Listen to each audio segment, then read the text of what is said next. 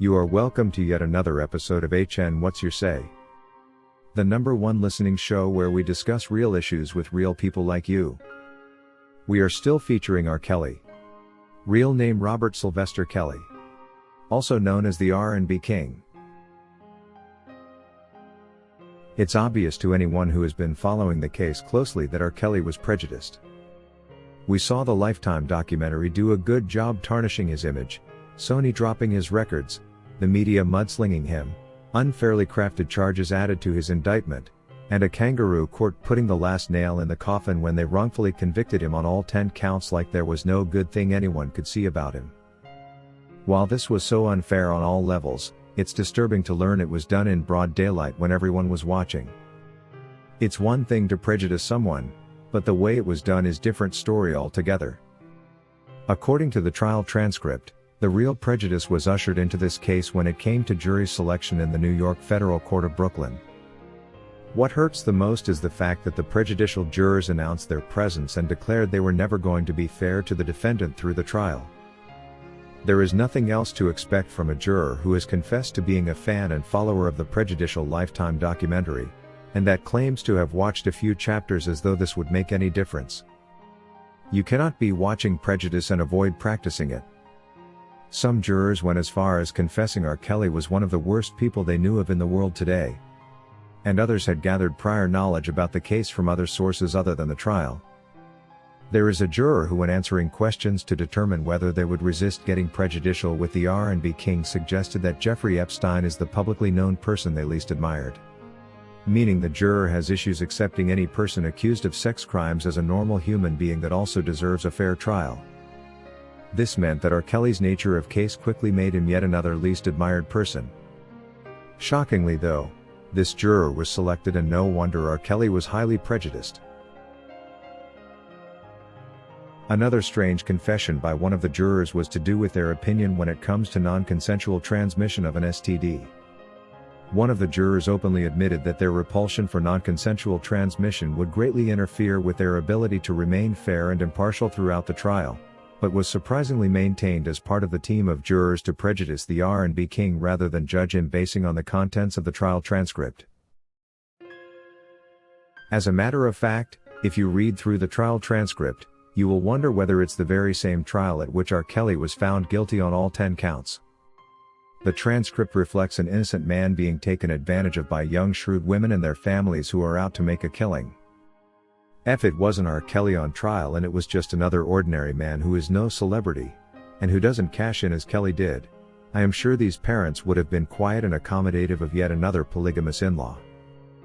Pointing charges at a man for his celebrity and success in life is simply a deterrence to those with big dreams and that hope to make it as big in life.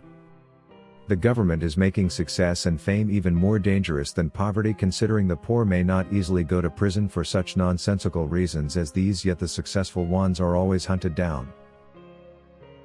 Another prejudicial judge, #5, shocked everyone when they were asked whether they had watched or listened to any interview of R. Kelly or TV documentaries featuring him, and the answer was yes, the most disturbing part being one that sought their general impression of it when the answer was because he loves underage girls.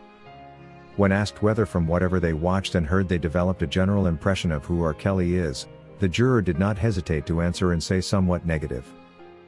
This was the climax of confessions when it came to determining whether these jurors would be fair or prejudicial to R. Kelly during the New York trial.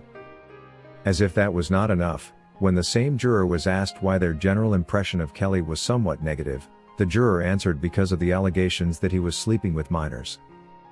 How can such an individual be even determined to be anywhere close to becoming a fair juror? It would take a miracle for a person like that to be fair to the defendant. Meanwhile, there is a juror who, when asked if she could be fair and put aside all other things she might have heard about R. Kelly, she said she would give it a shot. Imagine a juror saying she will only give fairness a shot but isn't sure.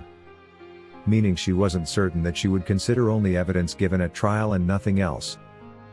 This juror even concerned the district court but was never disqualified after all. It's crazy to see that so much evidence of prejudice was present at jury selection but was ignored. The promises to prejudice R. Kelly were just so many, and coming from the jurors meant the trial was going to be just something else that only looked like a trial.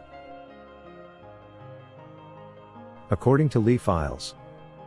It's been a while since I posted my beliefs about what he was convicted of and how much time he received, and I still find it hard to believe that he got that much time. He should be released with the time already served, and for the justice system, you guys should be sued for giving this man a sentence that was completely unjust. Indeed, R. Kelly was prejudiced right from the word go. Those multiple confessions by the jurors tell it all. The moment any one of these people gave signals they were doubtful as to whether they would be fair, it should have been an immediate strike sending them off the team. I am Matema from Soweto, South Africa. What they are doing to R. Kelly is evil, but the good news is that God is always there for his children. R. Kelly will think God is not there, but he is, and he is watching. Your victory is just so close. Keep praying for your strength. We are also praying for you, our King. When you come back, we want you to release more hits like you never released before. Hang in there, my king of R&B, it's just a matter of time. God loves you. According to Arnold. The entire case against R. Kelly smells like prejudice itself all over. It's still difficult to believe that this is how the justice system in the US operates. This case has exposed the US ways of prejudicing successful people. We saw the same happen to Michael Jackson and now R. Kelly. What a coincidence that both African American and successful artists are tried for related crimes in the same fashion. It's a total shame. According to Ray Johnson, I believe in justice coming the legal way no matter what the situation is, and it's a disgraceful shame how our justice system has instead adopted corruption, bias, prejudice and more bad traits. The whole world has seen this, and guess what? Our country is on trial. It's sad how we prefer to justify the bias and prejudice than promote justice for all no matter what. Even a blind can see that allowing prejudicial jurors on the panel was wrong, and is the reason the government scooped a landslide win against the defendant.